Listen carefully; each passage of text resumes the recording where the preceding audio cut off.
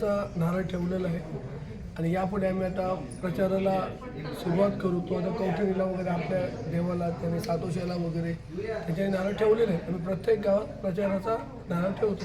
त्याच्यातला हा एक भाग आहे. या मतदारसंघात आरोग्य मतदारसंघात बंडखोरी झालेली आहे.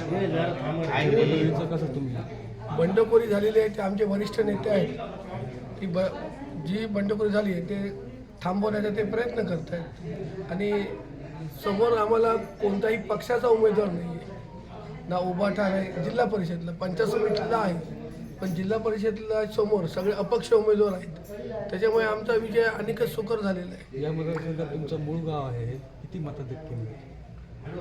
आजपर्यंत जेवढ्या निवडणुका झाल्या 20 वर्षात त्या प्रत्येक वेळी लीड मिळालेला आहे.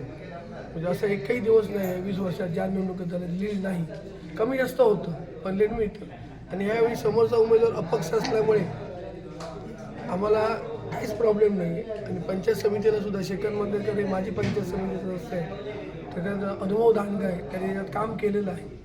त्याच्यामुळे आणि उभाटाची आता तेवढी ताकद राहिलेली नाही आहे या मतदारसंघात.